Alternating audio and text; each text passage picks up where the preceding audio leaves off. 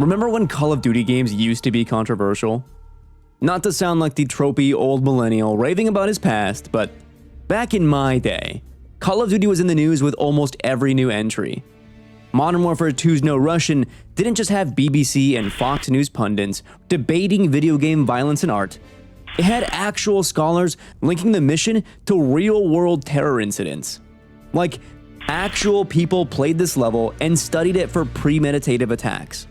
And while the shock value of levels has maybe grown a bit tepid since then, the controversial factor has remained present in Call of Duty until just a couple of years ago, with 2019's Modern Warfare featuring torture, child combat, and the killing of civilians and non-combatants through weapons and chemical agents.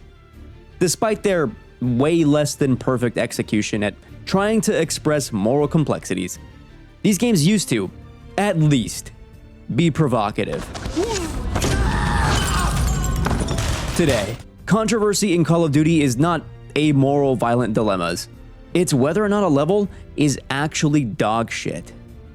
In this year's campaign, it's Emergence that is the standout mission from the more typical and expected list of globe-trotting story levels. It's the controversial level in this year's COD.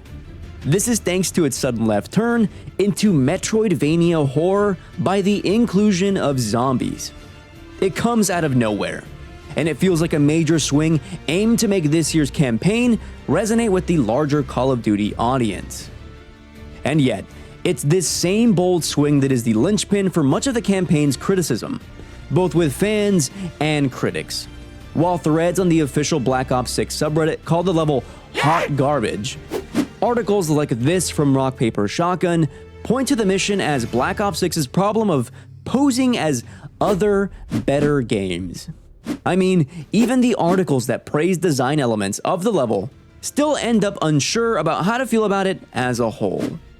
The result is that, even with high critical reception and record-breaking player counts, Emergence still stands as the most controversial mission in recent Call of Duty history, and it points to bigger problems with Call of Duty's campaign overall, both with Black Ops 6 and future CODs yet to come. So, let's break down the level and figure out how Emergence can be the best and worst Call of Duty mission in years. The videos, gamer. What do they mean? This is Save Room.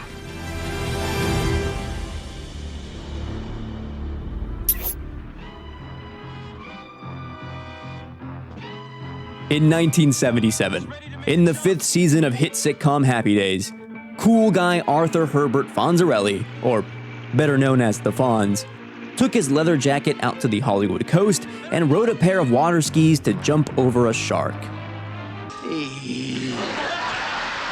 It was the moment audiences had enough of the show.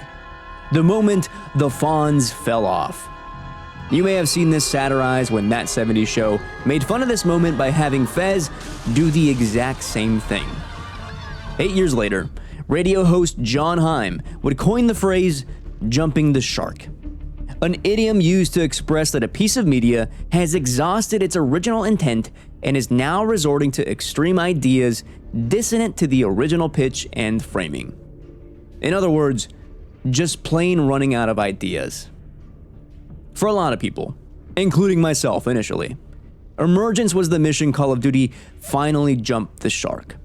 What initially starts as the infiltration of an underground facility in eastern Kentucky rapidly devolves into psychological horror, with Case, your non-verbal playable character, fighting hordes of zombies and zombie bosses while searching for key cards to escape back to the surface.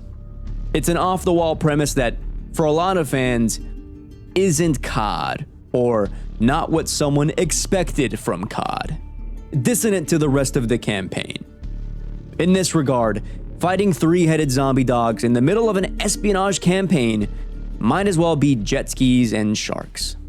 But is the inclusion of zombies the root of the problem? When, for the first time in this campaign, there's more engaging non-linearity, palpable art of tension, and bold direction that interrupts pace. I'm not so sure it's as easy as chalking it up to some undead enemies. But Emergence doesn't exist in a vacuum. And If we want to better understand the mission, we have to take a look at the campaign structure as a whole to figure out what's really going on.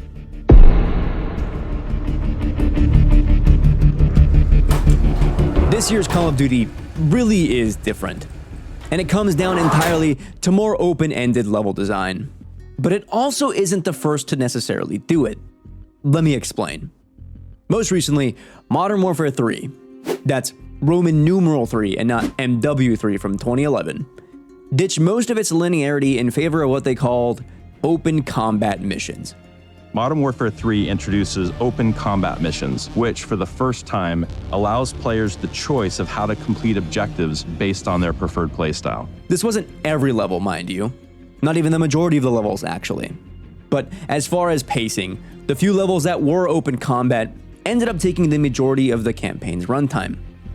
The pitch, of course, is to provide a player with more agency for how they want to engage through combat scenarios. Do they want to go in guns blazing or try for a more stealth-centered approach? The choice is up to you. Actually, quick insert, I should note, Black Ops Cold War also had very similar campaign structure as well. There was more open-ended design for how you would complete an objective in a level. Basically just more opportunities for stealth and how you'd engage combat. There was a hub area with character dialogue and light RPG elements. And there was even an Easter egg where you could face off against zombies inside the campaign. All this to say, the seeds for Emergence and Black Ops 6 have been in the Call of Duty zeitgeist for quite some time. But man, 2020 does feel like a lifetime ago, doesn't it? Fuck, dude, where does the time go? Black Ops 6 follows this recent trend, but since Treyarch received a 4-year development cycle as opposed to Sledgehammer's 16 months, this time with a more balanced approach. Linear levels with more open objective sections. There's the fundraiser level in DC, where players have to choose how they'll complete their objective of capturing the retinal scan of Senator McKenna. There's the casino level, where each member of your crew has a job they must do in order to complete their heist of stealing classified documents. And of course, there's the Iraq mission, where Case must destroy 3 Scud launchers in an open world level filled with side missions, a home base, and even fast travel. The pitch here is, again, mostly the same, of providing a player agency within the campaign. In reality, however, it's missions like Hunting Season that feel more like the goal was minimizing development time by reutilizing assets from other parts of development. Pointedly, in the context of this mission, that's Warzone, reminiscent of the bulk of the recent Modern Warfare campaign. Despite making up the majority of the campaign, Black Ops 6 weaves in and out of these open-ended levels that demand a more methodical and, let's say, want-to-be immersive approach. There are still the more classic linear levels, but they're fewer and farther between and often don't feature the structured, high-octane set pieces we usually expect from a COD campaign. And even though I personally miss the more action-oriented approach, the slower-paced campaign is pretty much thematically in line with the game's pitch as more of a spy procedural. But here's the problem.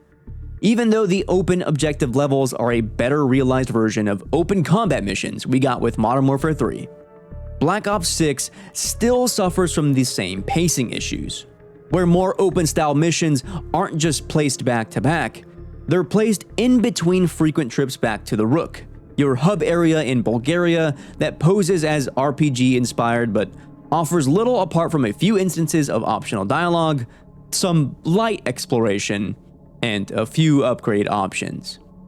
Pace isn't just slowed here, it's halted altogether. Worsened even when breezing through lackluster linear missions peppered in between the longer open levels.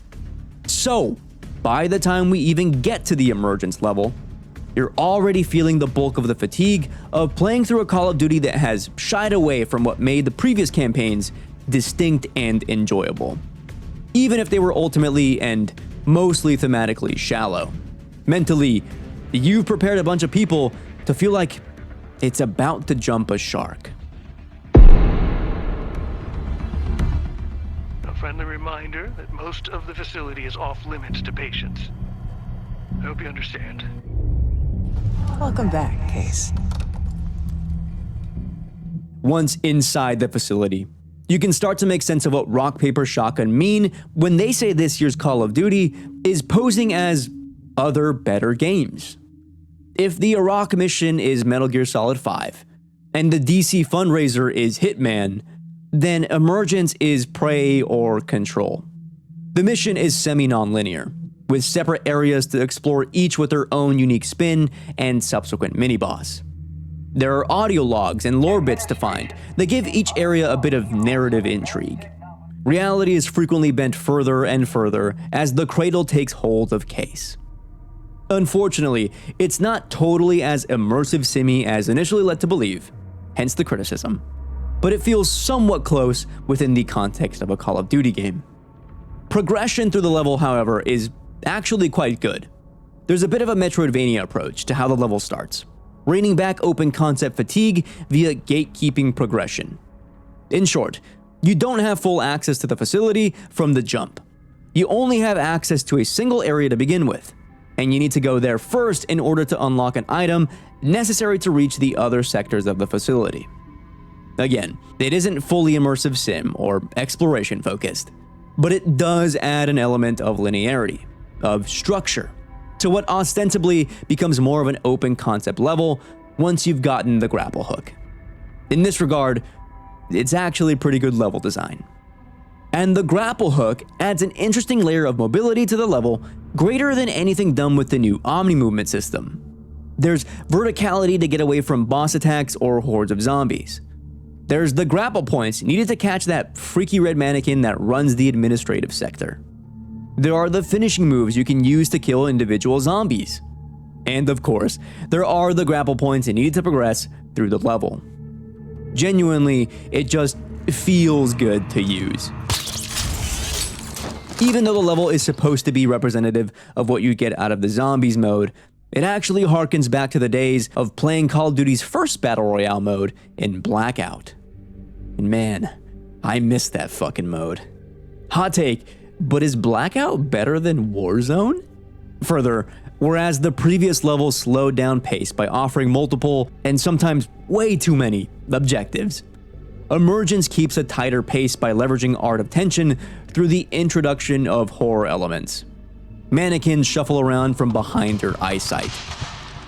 Hordes of zombies spawn in a flash in one instant and are gone the next. Stacks of TV monitors with static-filled eyes line the walls of the Cognitive Research Division. Visually and audibly, it's all good stuff. And it stands as a direct contrast to the other open campaign levels that feel like your standard Call of Duty mission. Driving in an empty desert to open supply drops falls 100 times more flat than crouching through an eerie red-soaked tunnel. And yet, Emergence is still basically a zombies mode mission dropped straight in the middle of a spy campaign. Subjectively, that's just not going to resonate with everyone. And I get it. Thematically, yeah, it feels like a step outside the attempted grounded reality that Black Ops 6 has been aiming to achieve up to this point. Conceptually, sure, it's all well and good. But beyond that, it's hard to see how it fits among a slate of missions where you break into Saddam Hussein's mansion or infiltrate an airport in Kuwait. It's dissonant to everything surrounding it. Cue the water skis. This is only made worse with the mission waving off the zombies' Case fights and his supposed immunity to the Cradle Agent almost entirely. There's no real resolvement aside from the Cradle Agent confirmed as some kind of hallucinogen and Case's history of experimentation. Beyond that, it's sort of just forgotten. Back to business as usual on the other side of the world. It's tonal whiplash. And in that regard, it really makes the level feel out of place. And like, maybe you'd be more likely to give it the pass if it were inserted as some kind of post-credits level, like with World at War, back when the original Zombies mode was first introduced. But it isn't. It's a swing in the middle. Now, this is pure speculation, but it feels like maybe the level was born out of pure necessity to keep this year's campaign interesting and different for those that actually played it. a cost-efficient compromise for the devs. Because let's face it, the campaign is just not where Activision is wanting to put most of a Call of Duty's campaign budget anymore. Money and development time are going to go where most people will be playing: multiplayer, Warzone, and zombies. I mean, take a look at the metrics for how many people beat the first mission of this year's campaign, and you'll see that less than 10% of people on the Xbox platform received the achievement. The first mission, less than 10%. It's a rare achievement, and free with Game Pass. Obviously, COD HQ skews these metrics. It's taking the player count of other Call of Duty games into the equation. And yet the takeaway is still the same. There's just not that many people playing this story mode anymore. And so it's up to the developers to make people care about the campaign missions while operating under tight budgets and strict deadlines. There's a monetary reason why Warzone and zombie assets are in, and have been, in campaign. It's just the sad reality of modern gaming. Sadly, even despite the cool visual changes, the pacing disruption, the fun level design, Emergence still ultimately comes across as a signpost to get you to play the game modes over there. I mean, why else would the mission introduce each of the new zombies you fight against in that mode? Forget the game trying to sell you on nostalgia by playing a couple of seconds of the original zombie score. Having fun on this level, and then switching back to the standard milquetoast levels, essentially works as a message to tell you, you know, you could be having fun in the other mode instead right now. It's a shame. A real damned if you do, damned if you don't situation. To make an interesting level while also being dissonant to the surrounding narrative. A design choice born out of, allegedly, according to my own speculation, monetary compromise. It's effectively a self-fulfilling prophecy for Call of Duty. The less funding a mode gets, the less interested people will become. And you can't make people care if you don't believe in the product enough to fund a mode with equity to the rest of the game. And if the rumors are true, that Sledgehammer is working on another Black Ops game set to release in 2025, just 2 years after the release of Modern Warfare 3, then you can be sure as shit the same kind of campaign compromises will have to be made to get the game out in time. So, even though this year's Call of Duty takes bold swings with missions like Emergence, the surrounding campaign just doesn't let any of it come together. It's dissonant. It's a compromise. It's inconsistent. And worst of all, it'll happen again. The question is, what mission will jump the shark next? And will it be controversial?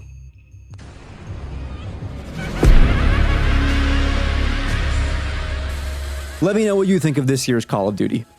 Did you like the Emergence mission? And were you even happy with the campaign we got? And that's if you played it.